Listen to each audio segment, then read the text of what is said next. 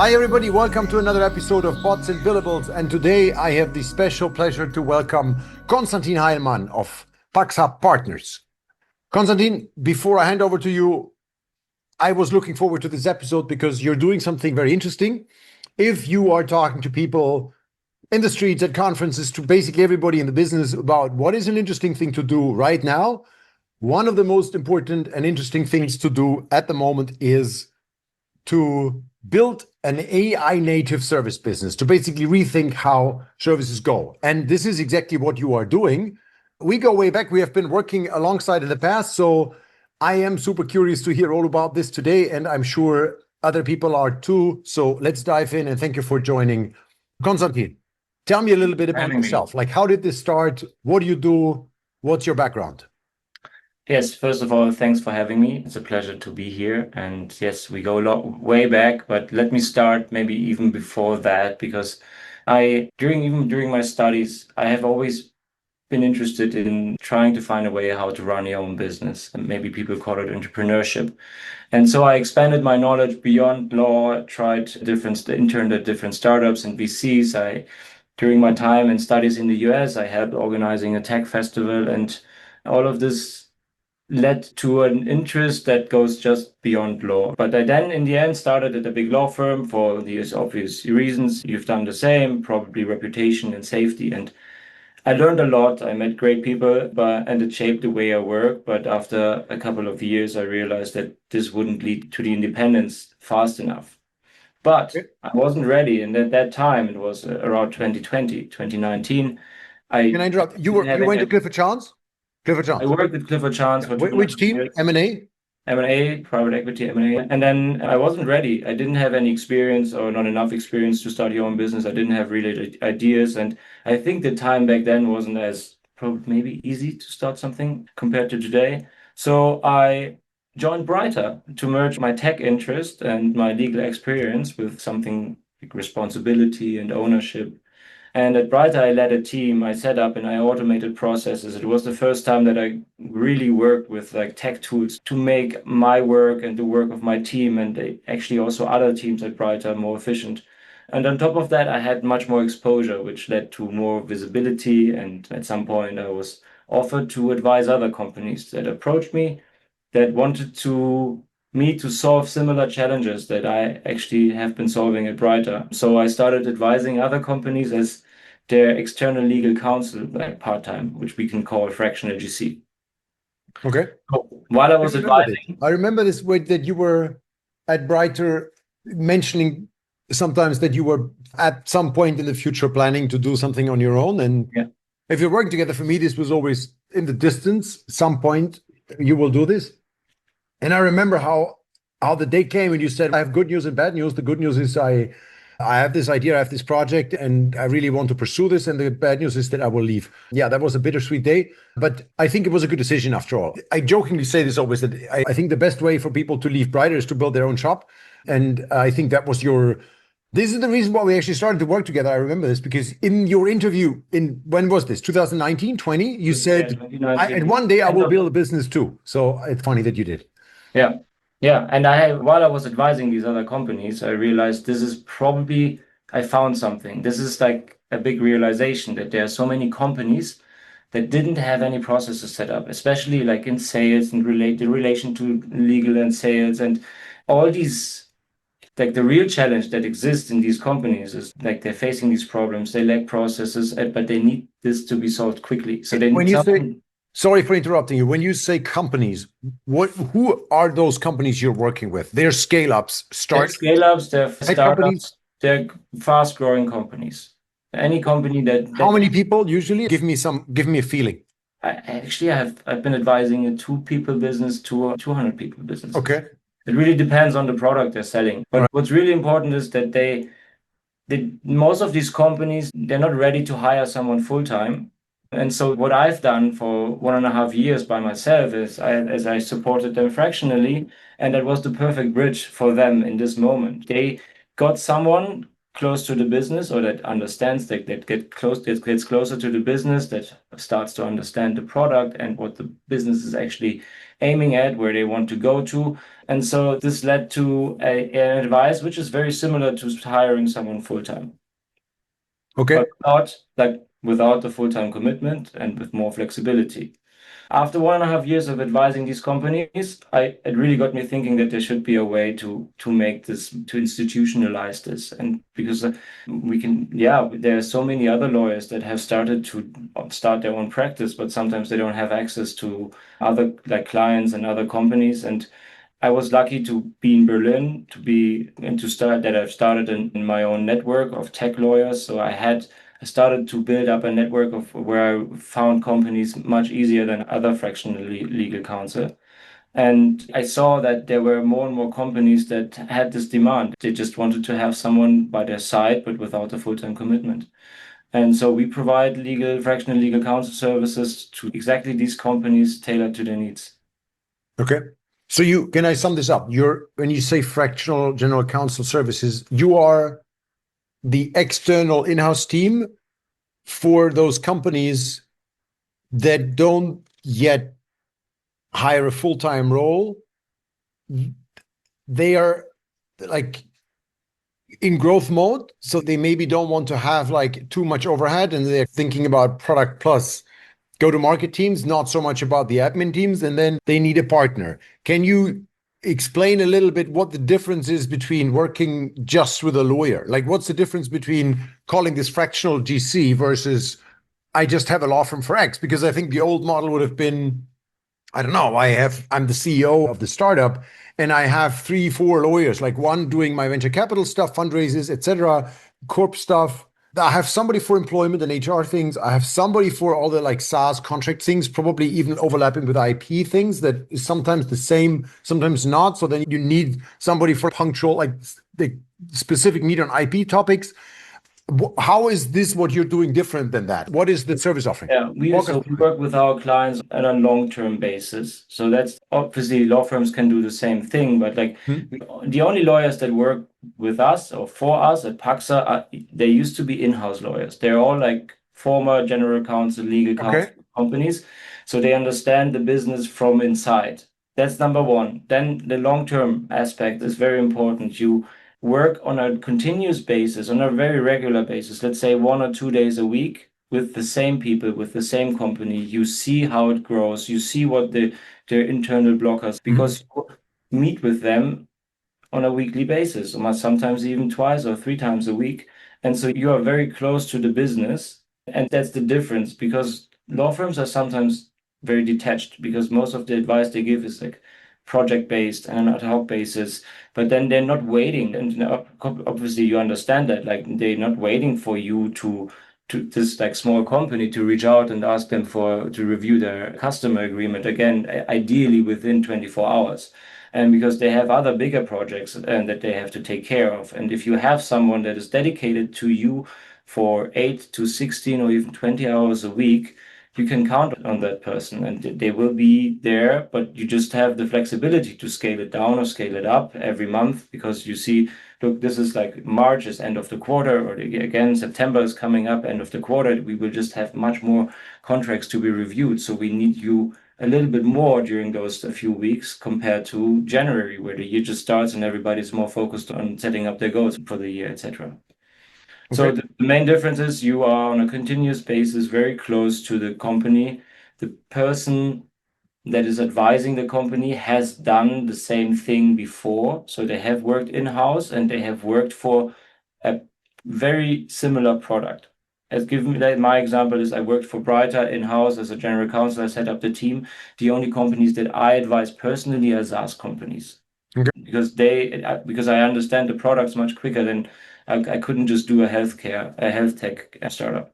That's so interesting. What is your, maybe this is a tough question, but what is your number one trait that a GC has that an external lawyer doesn't have for you, other than being available? Like you say, basically you're always there, you're like long-term, but is there like a trait, like something in the way you do your work that is different from being a lawyer than to being your in-house lawyer? you make decisions. I think Right. that's the biggest difference. As a lawyer, and that was the hardest part for my first 6 months at Brighton, I was still like thinking as a law firm lawyer, like someone that Right. comes from Clifford Chance, where you send out an email and tell the company or your clients like you can do this and that, these are the risks, and in the end you have to decide. And as an in-house lawyer, you basically tell them we do it this way, but you have to be aware of the following risks. Okay, good. I like it. You're more embedded also into the other processes. You probably gain more knowledge about what's happening around you, and then you're able to anticipate impacts on other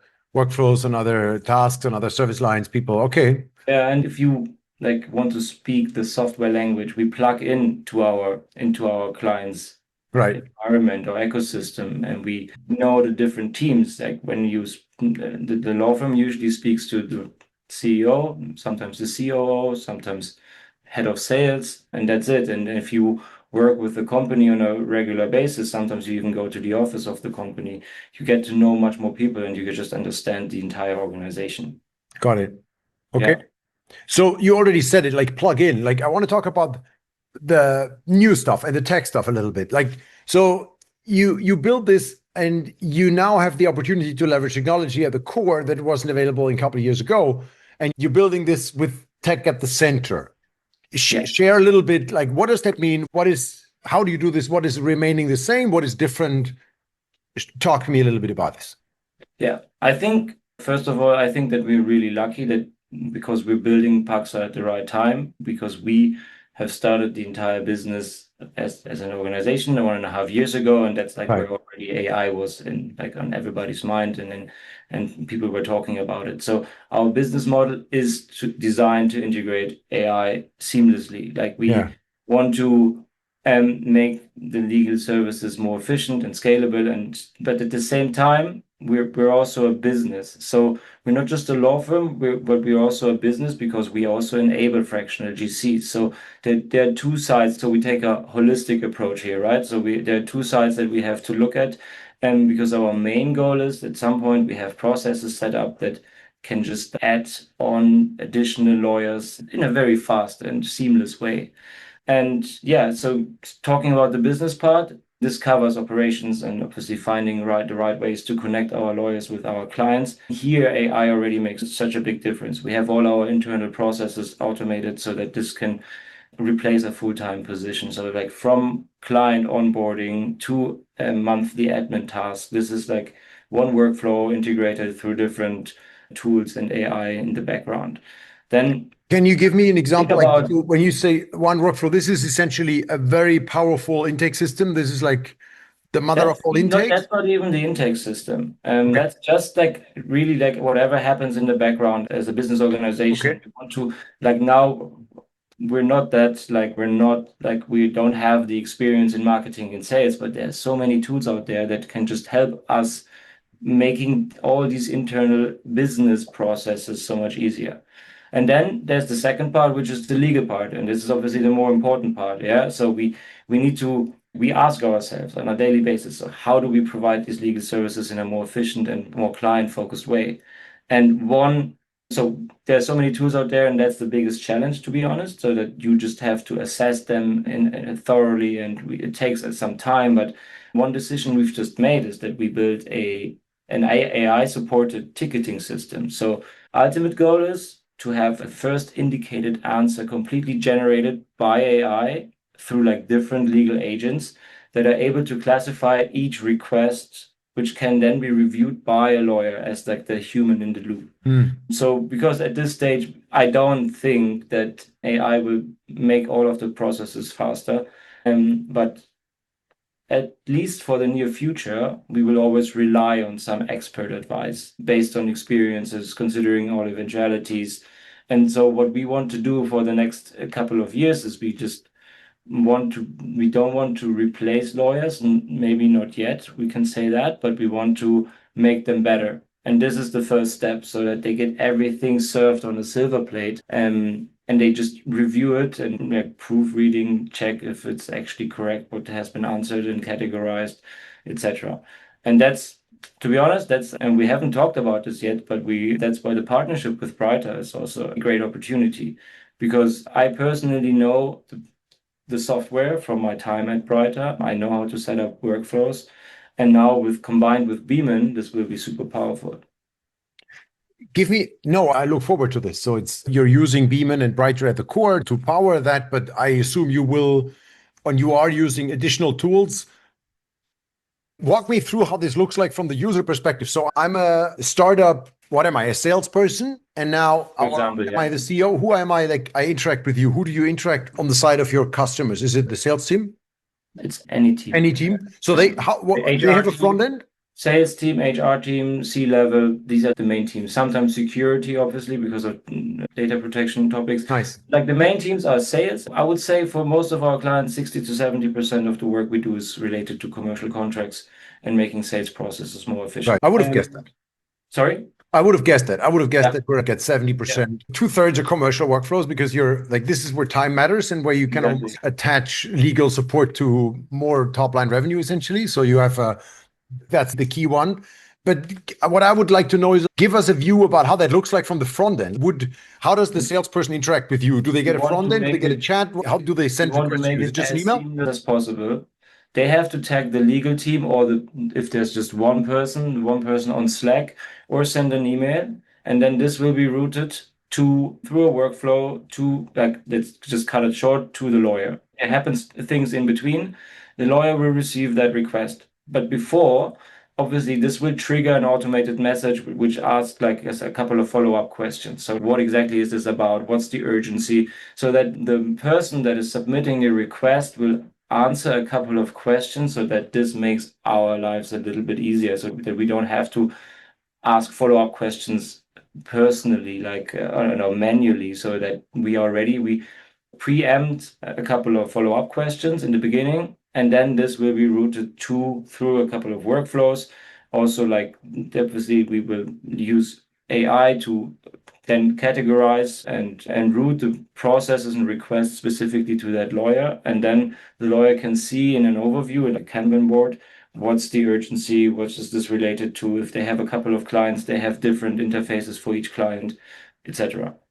Nice. And then that's what I said. We're not there yet, but then obviously each of these requests is already completely answered. Ideally, we have a set of, and we've already prepared this, and we have a set of documents that can be used as either there's a playbook which can be used for redlining agreements, and then we have drafts of all kind of contracts, so that they can already be pre-filled, or at least pre-answered to some extent.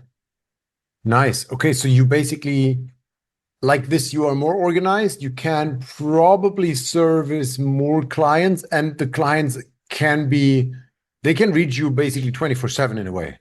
They can reach us all the time. Depends on the availability of the lawyer, when they want to receive these messages or open them. But actually, yes, we would be available 24/7 in that case. Yeah. This gets me to my next question. So what in all of this offering? So what you're doing is very interesting, because so to sum this up, you equip your internal team with software. So your general counsels at PAXA Partners are software enabled. So they have the tech stack internally. Then you build out the service delivery front ends and service delivery workflows towards your clients. You also have software there that supports it, plus front end interactions to scale that.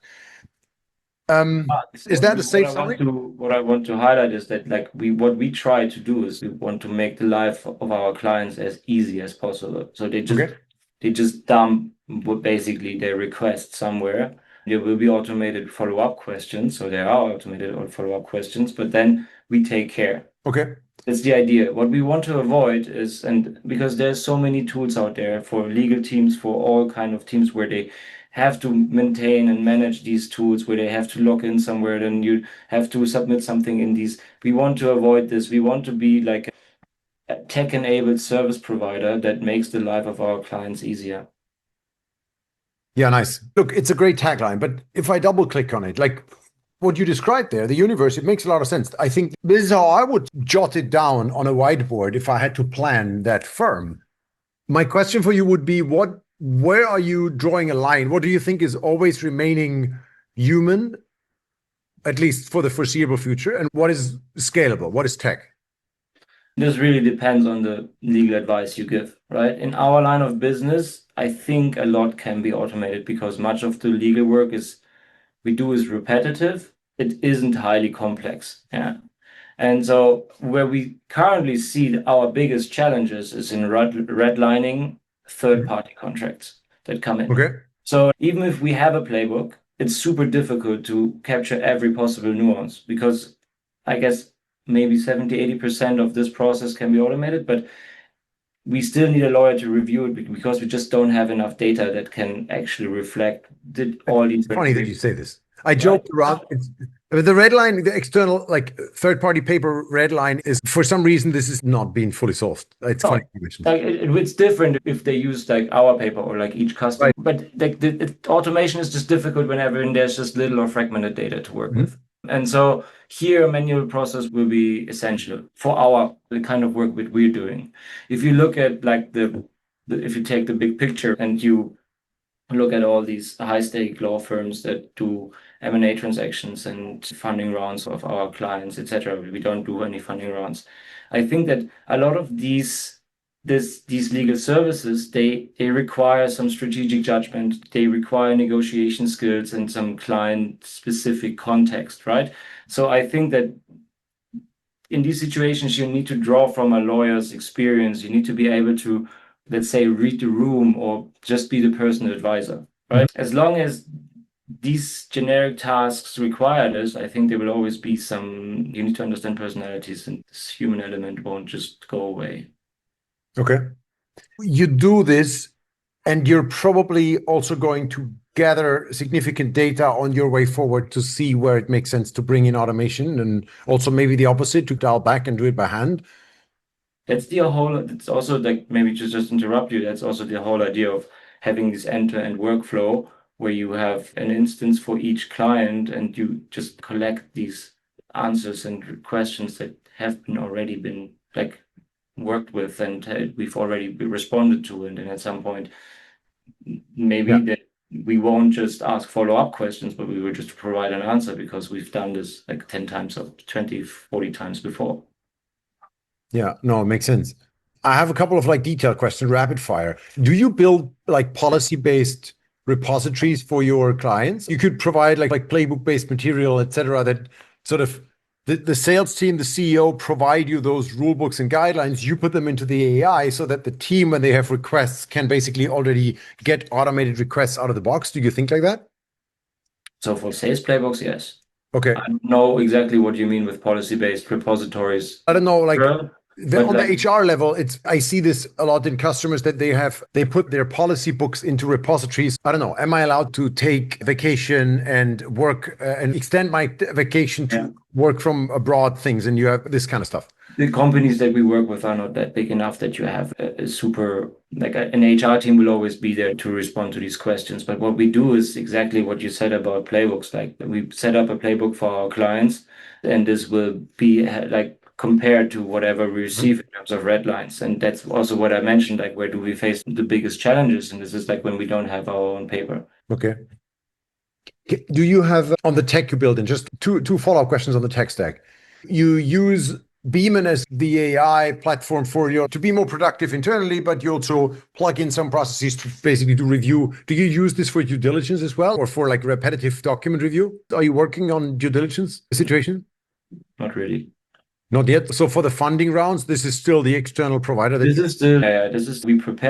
support and prepare funding rounds, but the due diligence part is still with them. Interesting. Do you plan to insource that? Is that something that you think about? Not really, because we want to collaborate with all kind of law firms, and this is work that an in-house counsel wouldn't do, because if you do a due diligence for your own company, you're probably very subjective and you leave out things that are not, maybe not in your point of view, not required. And because we are always advising the companies, and these companies, we don't need like a legal, how do you call them? Back then we have a legal playbook. No, like a legal, like the book that you prepare when you're as a seller, when you've already done the due diligence and you start. It's interesting.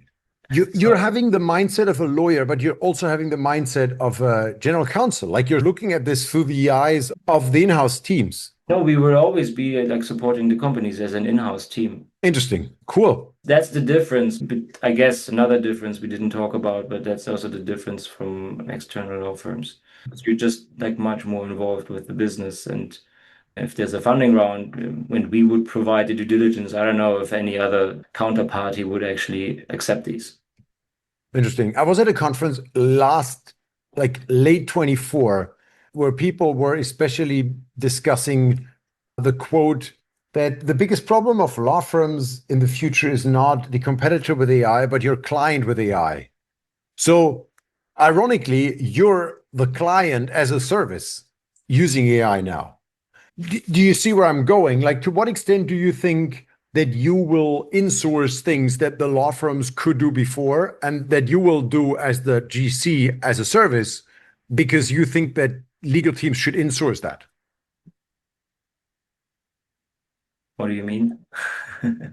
I don't know, like, that law firms are afraid that their clients would insource things because they can do them on their own with using AI. So you are your client Yeah. versus the lawyer. So Yeah. to what extent do you think like an in-house team saying, you know what, we're going to reduce your external counsel spend because we are insourcing this, and PAXA Partners is going to do that, not the external firm? What our biggest competitor is not the law firm, it's the people that want to work for a company as a legal counsel, general counsel, etc. So as long as we provide the services in a way that the company and our clients are happy with it, continue to be like their legal counsel service provider, and the companies will just like maybe they don't hire a legal counsel at all, or maybe they will just postpone this to another year or two. Like I have clients that have been advising for more than 2 years, and I thought that this is going to be a relationship that lasts for like at least at the maximum 6 to 12 months. And so the better our services are going to be, the more efficient we're going to be, the more seamless we integrate with our clients, we will hopefully create some sticking effect, some lock-in effect that they just say, look, this is perfect. We don't need anything else because we don't have to worry about hiring someone. We don't have to worry about like the full-time commitment. What happens after 2 years if we scale down or if we want to replace that person with another person? We just use the services on a monthly basis and can increase if the workload increases, they can obviously also increase the work they want us to provide. And then ideally, the more tech-enabled we are going to be, the longer we stay with them.